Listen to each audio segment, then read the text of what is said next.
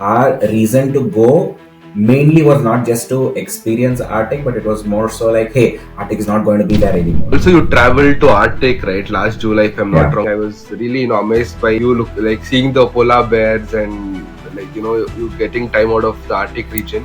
How was the experience overall? Because Arctic is a very like rare place where people go to because there's a lot of conspiracies and everything, right? How did you decide you want to go there, and how was your experience overall? It took us almost 5 days to actually get to see polar bears. They look all cute, they look all fluffy, they're equally endangered, they're dangerous. In the region, there are certain regulations that also puts them under threat. Hello, Ravi. First of all, welcome to Old Monk Radio. Thanks a lot for making time for this show. It really means a lot for us. How have you been? Oh, I'm doing great. I just came back from a trip yesterday. I took my friends to Bandipur, so the forest has That's been great. great. That's Back to great. back. So you keep traveling a lot, right? Because I've been following you, for a while now, and I see you traveling a lot. Uh, so I think your passion is into traveling, photography, and wildlife, if I'm not wrong. Yeah, that's right. Again, I travel as much as possible. I don't want to say that I travel a lot. I know a lot of my friends, they travel more than me. I'm just trying Mm-hmm. to balance it between working and, yeah, generally Yeah. everything in between. Yeah, that's great. So I know that you're working in a corporate role, and also how do you manage this, like your passion and work? Because it's hard, right? Sometimes there'll be a lot of work, and you'll have to complete tasks and meet your KPIs or deadlines on time. And how do you make time for doing what you love? I will say I've been fortunate. First thing is that I'm good with prioritization. Uh, yeah, I do travel a lot, but at the same time, I do understand that I'm able to travel because I'm working.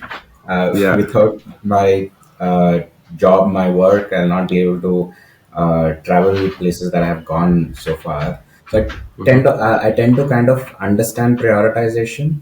I think that's what's helped me like work when I'm supposed to be working. Mm-hmm. In addition to that, like a lot of things have fallen in place at the right time for me, right? Mm-hmm. Like I've had really great managers. Mm-hmm. There have been instances in my workplace where my peers have like they have uh, not taken leaves so that I can take leaves and travel. So That's they really get to fortunate. hear Yeah. my travel stories. So things like that have happened. I think that's what I would say as um, playing to my favor, and I've been able Mm-hmm. to fortunately Yeah. continue that so far. Yeah, I feel you're very fortunate in that manner, because Yeah, if you like doing something and if everything falls into place and there's nothing like it, that's yeah, the best time in life, I could say. And yeah. do you remember, like, when did you, start off your passion, and how did you realize that, you have passion towards photography? Or just tell us, what are you doing? Like, I on the top line, I know you're a wildlife photographer and you're a traveler. So just give us a brief of that. Yeah, I think couple of this goes back about 10 years, 10 years back from when I started traveling. But then photography, I would say way back when I was eighth, ninth, no, not even eighth. I think way too young. When my sister was probably graduating, is when first I used a camera. My dad just borrowed it from one of his friends, the roll camera basically, and that's how photography started. But although I did not continue photography at that point in time, it was only when I completed my degree. One of my best friends kind of gave me her camera. I started taking pictures of everything around me, and I became photographer. So I posted on OLX that I'm a photographer in OLX jobs. I got a job. I got like a freelancing opportunity at that point in time with a very good brand. So that led like that kind of created pathway into photography becoming more of a passion, getting much more deeper into it, and eventually starting off wildlife as well. So yeah, that's how the journey kind of started, and it's still going on. I would say the journey Yeah, has just started, and yeah. I'm probably midway into it. Yeah, it's amazing. And I've seen your Instagram and you mentioned, like you're one of the top world's top 50 aerial photographers, if I'm not wrong. So Yeah. that is an incredible achievement, right? Like, could you, tell us what led to, that journey and how did that happen? How do they rate, and top world 50? And what is the difference between, like normal photography and aerial photography? Like, just to make the listeners understand. Yeah, so uh, like to be honest, I have never participated in photography competitions. Even to date, Mm-hmm. not a lot of times I have participated in photography competitions. Um, um, Again, I have a keen passion towards aerial photography. I used to be a pilot. I used to fly, so that kind of segued into aerial photography. It was exciting flying a drone, Mm-hmm. getting a different perspective of what you see eye level Mm-hmm. versus a bird's eye view, something definitely that's exciting. This competition was basically led by Agora, if I'm not wrong. That's a photography platform. Okay. I just gave it a shot. One of my friends shared that profile to me. Hey, I think you should participate. Go ahead and participate, and that's how it started. So I posted a couple of my pictures, and it got shortlisted in the awards, and that's how I got into that top 50 buckets of aerial photographers. That's really great. And also you traveled to Arctic, right? Last July, if I'm not Yeah, wrong, because I was yeah. I was actually very like I was following you, right? I used to see all your stories and everything. I was really amazed by you look like seeing the polar bears and like you getting time out of the Arctic region. How was the experience overall? Because Arctic is a very like rare place where people go to because there's a lot of conspiracies and everything, right? How did you decide you want to go there and like go? How was your experience overall? Yeah, I think experience wise, amazing experience. I got to learn a lot of things, like right from how important ice basically is Mm-hmm, mm-hmm, for the world. I was also able to experience like climate change impact mm-hmm. that we are seeing right now, like all over the place. It's not just another viral topic that everyone should be talking about. It actually is true because this whole journey of, rather, I would say, the whole thought process of, okay, we need to go to Arctic, all started by like a discussion between me and my friend Anil. He's also one of the one that keeps traveling with me quite a lot. Um, it started with him being in Norway, if I'm not wrong, in a bar Mm-hmm. where the beer glass had Mm-hmm. beer, polar bear in it, and that's when he decided that we had to go to polar That's bear, amazing. and he said that, hey, are you in? Like, yeah, without a second thought, we were like, yes, we are in.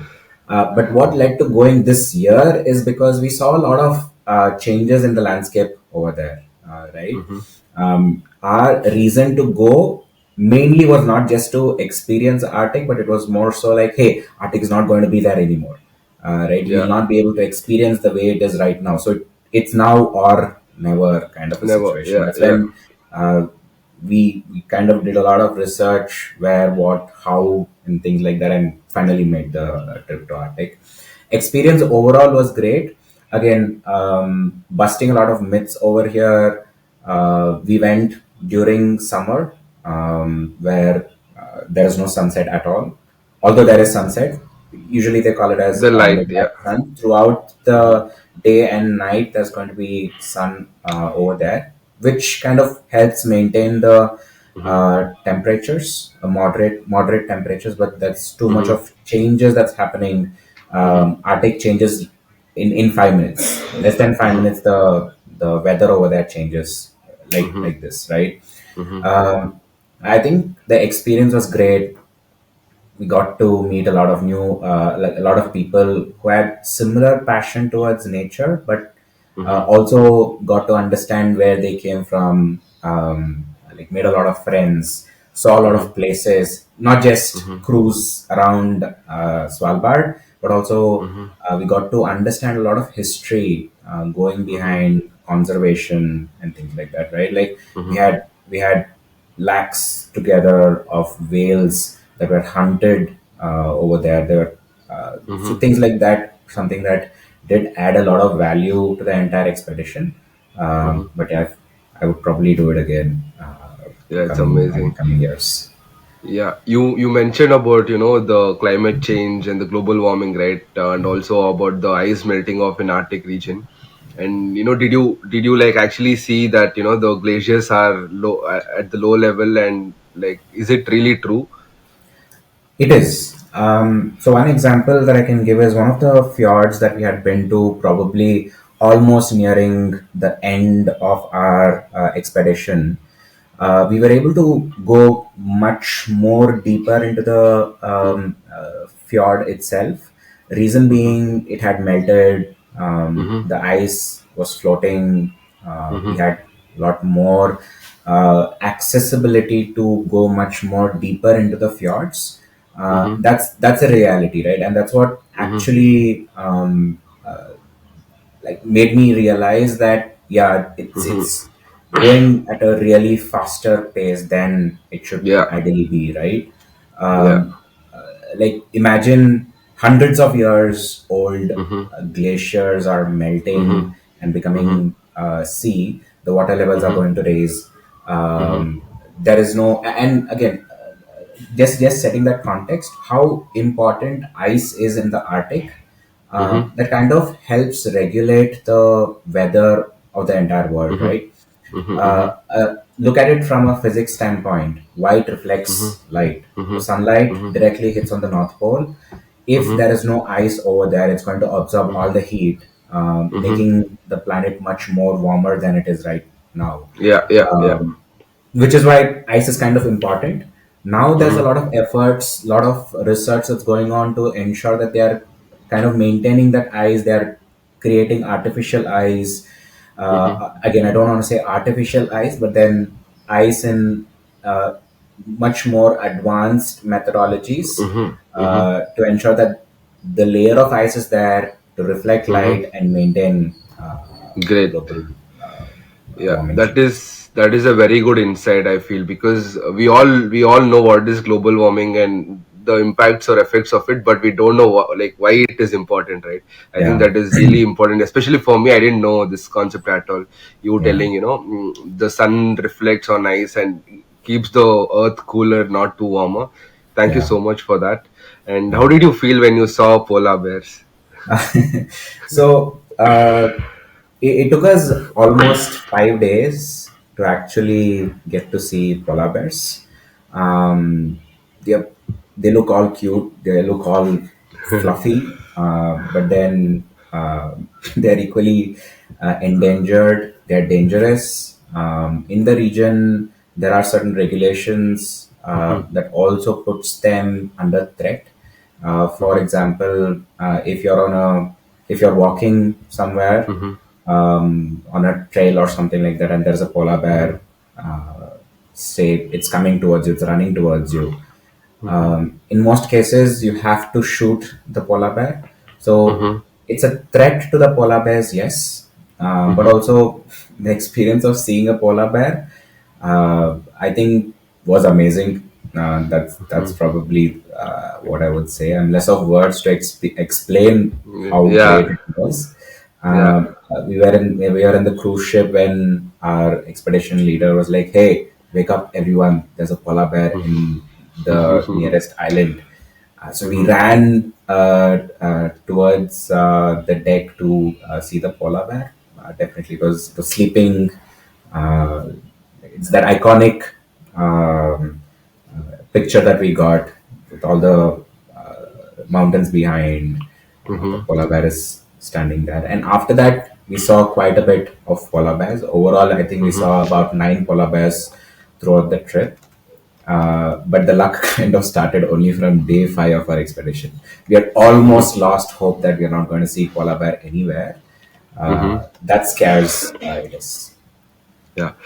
And also, see, you mentioned that you waited 5 days to, spot a polar bear, right? And it Yeah, it requires a immense, patience level, yeah, because like you pass like 24 hours, like 24 into 5, and you have to like patiently wait. Can yeah. you, like remember like how long have you waited to spot anything? Like, which is the longest wait to spot any animal or anything? Yeah, I think so. Back in 2018, I guess 2018 or 2019, I was in Agumbe, kind of documenting the behavior of Kotigara dancing frog. So Mm-hmm. probably that is the longest I have waited.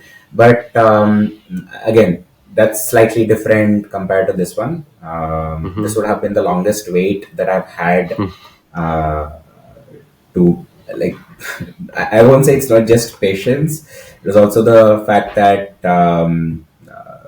it's really difficult, right? It's not easy. I've had a lot of friends who gone to the Mm-hmm. Arctic. They have not been able to see polar bear Mm-hmm. at Mm-hmm. all. Mm-hmm. Mm-hmm. So that mentality, that mental model also kind of comes into picture. Like, okay, you have come here, you're not able to see it. It's fine. And I can remember of another one as well. Me and Anil had gone to Dudhwa National Park, Mhm, that's in Lucknow, mhm, uh, to see tigers again, the forest entirety itself. mhm, We did total of 16 safaris, 8 days. That's morning and mhm, afternoon. We did not see even one mhm, tiger, mhm. right? Oops. Mhm. But again, that's the beauty of wildlife, right? It's Yeah, completely unexpected. yeah. And to be honest, Anil and I have not regretted going to that trip because the forest is Yeah. amazing. We Mhm, Beautiful forest. We got to see a lot more animals than just tigers. mhm, Those are the things that makes the entire journey like really amazing. mhm, Not just mhm, tigers, not just apex mhm, predators. That makes mhm. the journey amazing. Yeah, great. And like, see, when you try to capture like a shot or a movement of an animal, right? How do you know exactly? Okay, this is the place where I'll find them. And also, there's another question, like, what are the thoughts when you're waiting? Like, because usually human mind it keeps running, right? Like when you hold your camera and wait for an animal to get spotted or capture it, like it might take few hours, as you said. What will be running in your mind at that time? Yeah, I think first thing to answer your first question, right? Like to know what the animal that you're kind of documenting is going to do is more around understanding the behavior of the animal itself. In a lot of scenarios, I'll be honest, I would not understand the behavior of the animal. At least some level of research or studying or looking at pictures or something like that will help. Like you'll be able to realize, at least predict what is going to happen next, right? The thing that would typically go in mind when you're tracking a particular animal is that expectations, right? Okay, like you tend to frame Mhm, pictures. mhm, Like for instance, I was in Bandipur a couple of days back. Uh, there's been like very light showers and a lot of flowering in the forest, like blooms for a fact, right? All the lantana flowers are blooming, and the forest in itself is green and really beautiful. mhm, So for me, it's not tiger, to be honest, or leopard or any other animal. For me, it's a subject. It can be any subject. And throughout the entire 2 days, I had some frames in my mind. It's all green everywhere, and then there's a tiger or there's a subject that comes in between.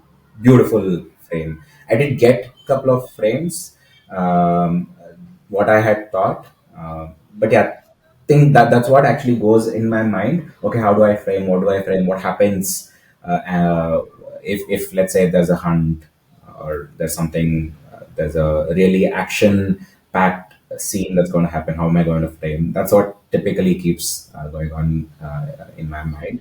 Sometimes some safaris or sometimes it's very like dry. There's nothing happening at all.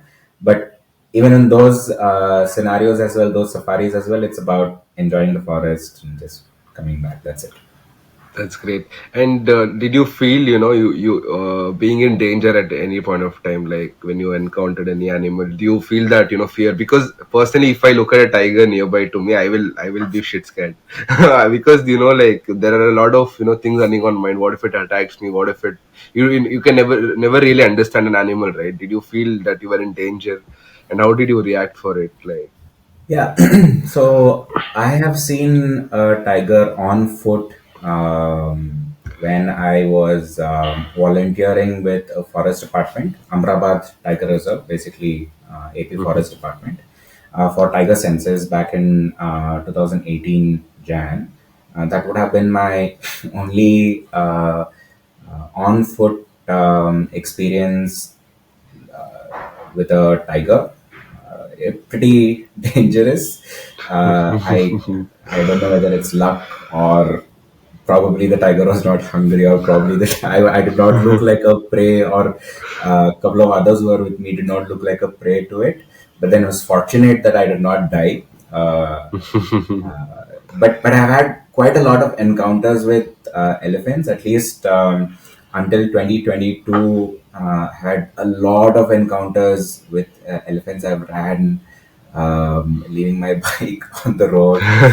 Things like that have happened. Again, that's what like wildlife is, right? Yeah, Like yeah, you yeah, not yeah, know what's going to happen when it's yeah, going to yeah. happen. Sometimes you are prepared, sometimes you're not prepared. Mhm. But to be honest, I would say the tiger experience was the most devastating one. Great. And you told me that you'll be subjecting and picturizing and getting captures, right? Like, does your pictures, gets featured somewhere? And how does this work? Like, you capture and you keep it for yourself or post it on your social media or anything, or does it, really get featured?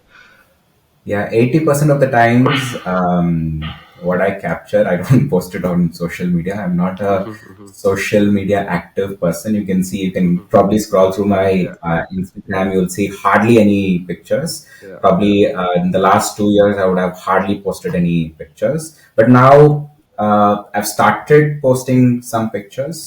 Mhm, Uh, to me, it's not just about sharing it on internet, right? Like I have quite a lot of photographers, and there's one thing that I mhm, photographer friends is one thing that I mhm, ask them. mhm, If there is no Instagram, if there is no Facebook, if there is no internet at all, would you still continue doing what you're doing, right? mhm. I think that question kind of resonates with me a lot. Even if there is no internet at all, I would still continue taking pictures Yeah. for the love of it. Mhm. Like I have a personal Yeah. something that Yeah. satisfies my I understand. things, so I'll Yeah. still continue doing it. Yeah. Uh, Yeah. it's A mostly small I request. Yeah. tend to print photos, but yeah. Okay, that's nice. But a small request from my side, like, like, see, you are very fortunate you get to shoot, very beautiful pictures. And people like me, especially, we won't even, get near there, right? Like, I would like, suggest or, I would ask you to like post some pictures so that, Yeah, we get to see the other part of it. Because sometimes I personally, feel really good when I see pictures or something related to the nature and animals, right? Because I remember there was a time when, where I saw a picture. There was this Black Panther and leopard, or like together, right? Like the Black Panther in the front and the leopard. That yeah, picture, like, no one can see it. Like, we can't go to the forest and, like, we yeah. can spot it. And if you spot something, in such a manner, like, you have to really post it because Yeah. it'll help the world see it, right? That's a No, small no, totally suggestion from agree. my side. No, Yeah. no, totally agree. In fact, that's also the reason I started posting very recently. I was like, Mhm. okay, there are things that we do, there are things that Yeah. people should know, Yeah. Yeah. and it's kind of high time that we also speak about conservation. Probably Yeah. photography is Yeah. one of the most powerful tools for conservation, Yeah. storytelling. So yeah, I will definitely post. That's great. That's great. And also, like apart from this, I've seen that you love bike rides also, right? You've almost done 150k, 150,000 kilometers throughout India and Burma region, if I'm not wrong. Yeah. Like this is really great because you always, keeps pushing boundaries, right? You went to the Arctic and 150,000 kilometers. Like, how did you do it? Like, what like what made you start that? Yeah. So funny thing. Going back about 8 years when I before I got the bike, right? I do not know how to ride a gear bike. I'll be honest about Mm-hmm. it. Mm-hmm. So I just decided I need a bullet. I want to get a bullet and then go traveling, right? I my dad was like, "Are you sure you can drive? It's going to be heavy or so thin.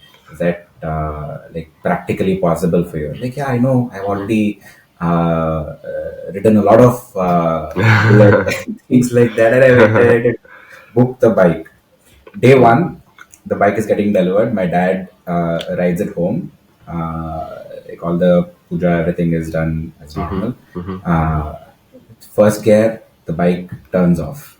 Dad is looking at me. He's skeptical whether this guy is going to like be safe or whatever it is.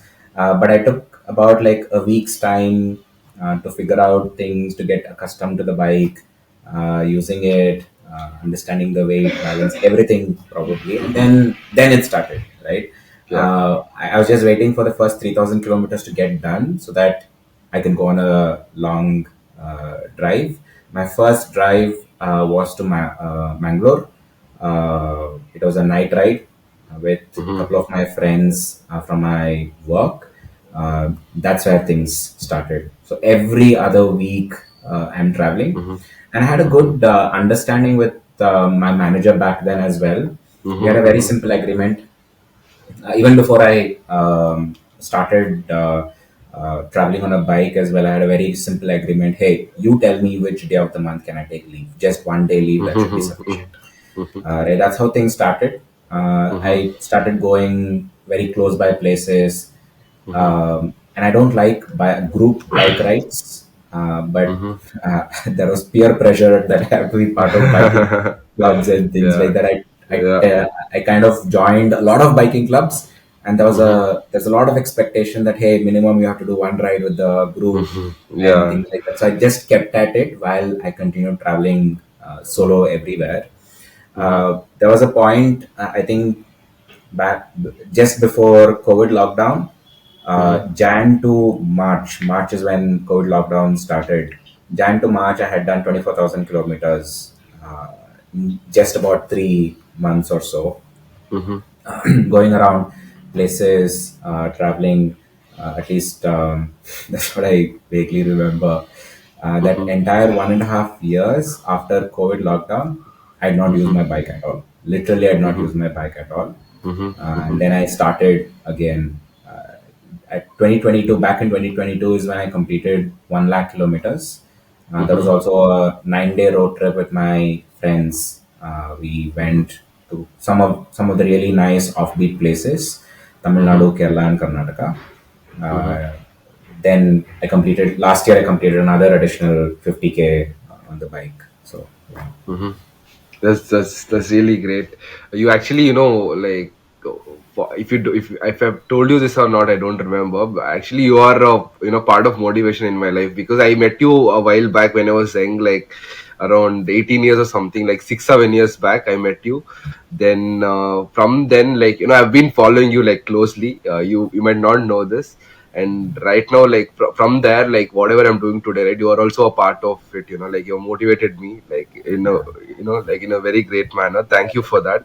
And it is really great to have met you in my life. Thanks a That's, lot, Ravi. no, And that also like I just want to understand, like you're doing a lot of things, right? You're working in one of the top most corporate company, and you're a wildlife photographer and you travel a lot. And how does this like add value to your life? Like what are the life lessons you've got from all of these?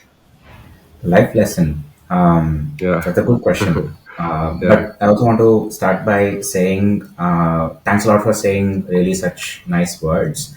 I'm glad that I'm able to inspire few people to do what they really do. Thanks a lot for that. Irrespective of the inspiration, I think you should continue like traveling, going around Yeah. places, exploring, and things Yeah. like that, right? So, thanks for that. To your question, I think one thing that's taught me in this traveling part is I think I've learned a lot of lessons, right? I used to be a person back when I was in college or so, short tempered. Now I don't have temper at all, to be honest. I'm very kind of calm. Sometimes, yes, I do get angry, should get angry. But at least it's opened up a lot of perspective for me. um, I used to be a intro, or rather, I'm still an introvert, and that is one of the main reasons I kind of started traveling. Uh, a lot of the things that I do in terms of traveling is also to test my potential, test if I'm able to get out of that comfort zone.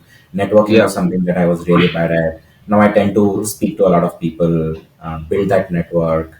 I tend to go out of that limits that I believe I have to understand or realize something new, right? When I initially Yeah. started off traveling, it was all about destination. Okay, I go to this destination, checklist, done, done, done. Over a period of time, I realized that it is not really the destination, it's everything in between. It's the people that you see, it's the places that you go, it's the food that Yeah. you eat, and things like that. Right, and that's what would continue to be part of my learning. Now I'm kind of open to a lot of like learning and seeing new people, new places, and things like that. And I tend to go back to the place that I have been to multiple times. Uh, don't tend to like clear checklist all the tourist places. Right? And to be honest, Yeah. I've not over a period of time, past 4 or 5 years or something like that, I've not gone to these touristy Tourist places, places. right? Uh, I still find it weird where Yeah. people Yeah. are taking pictures and things like that. So I tend to avoid those kind of places, or I go when it is off season, when the weather is worst, or whatever it is, so that at least I'll get to Yeah. enjoy that place, understand and come back. So yeah. Yeah, that's really great. And how has life been recently, Ravi? Like, you're doing a lot of things, right? How does your family approach this? Because one thing is, you either might be working, or you either might be traveling, right? Like, what is their approach towards what you're doing? It's just curious question. Don't mind. No, no, that's okay.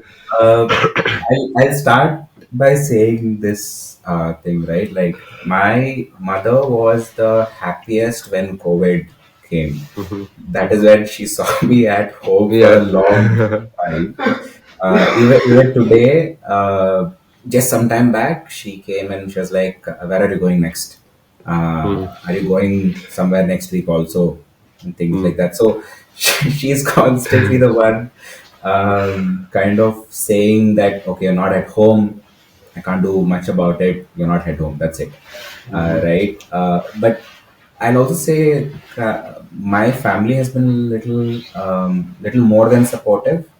A lot of patience with me. They would be planning something, but then I'm not there. All of a sudden, I'm not there. All my plans are not like not always. I plan like ahead of my travel itself. Most of it is impromptu. Probably 2 weeks before, I might say that okay, I'm traveling here. I want to go. Things like that, right? Like my friends also have been an integral part of my travel. Like at least in the past 5 years, I have found really amazing human beings, amazing people, not just from a background or anything standpoint, but from a mindset standpoint, right? Like exactly the same uh, as well. Uh, Again, coming back to family. I think they're quite, sometimes they are frustrated that I'm not at home, but they also understand that I'm doing what I love, and they kind of Yeah. support me as well. Yeah, adding on to what your mom asked you, like, what is your next plans? Where are you traveling next? Yeah, so I was planning to go to Bharatpur end of this year, but that's not Okay. happening. Mm-hmm. Still kind of not finalized. Still figuring out what to do and things like that. Never know. I Mm-hmm. don't know. Great, Maybe I'll great. of course I'll be in the jungle itself. Usually, we friends have like I would say more or less a constants that we have every year. End of year, we spend time in the forest. It's either Bandipur or Kabini. So probably this year also it's going to be that itself. Yeah. Yeah, It's great. Overall, I feel you're really a fortunate man, to be living like in all ways. Like you're very close to the nature, which is really beautiful. And the amount of the satisfaction or the calmness what you feel when you're close to nature is surreal, right? Because I've also yeah. experienced it a few times, but you're always there. That's the best part, right? And we're almost coming at the end of this podcast. Do you have any questions for me, Ravi? Like. No, I don't have any questions. Probably one question that I'll ask, what you asked me is, where are you traveling next? What are you doing next? Traveling currently, I'm not planning to travel anytime soon in the couple of months, but I might go to Belgium, Nice. Brussels. Yeah, probably in the end of Feb. I have to Awesome. just see my calendar because right now it is really tight. So I have to Okay. just plan out, and again visas and everything. Right, I'll be Yeah. applying my visa Jan first week. Currently, I'm in Ireland. If you Yeah. don't know, I'm in Yeah, Ireland, you so told it'll me. be You easy told me. for me.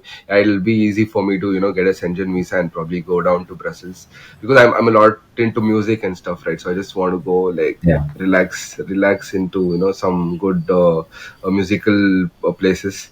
Let's see how it goes. I'll anyway keep you updated. Yeah, yeah, sure. And Looking yeah, forward. and thanks a lot, for making time. I didn't know you were this busy, but you gave me time, like almost 35 to 40 minutes of yours. Thanks a lot for being on the show.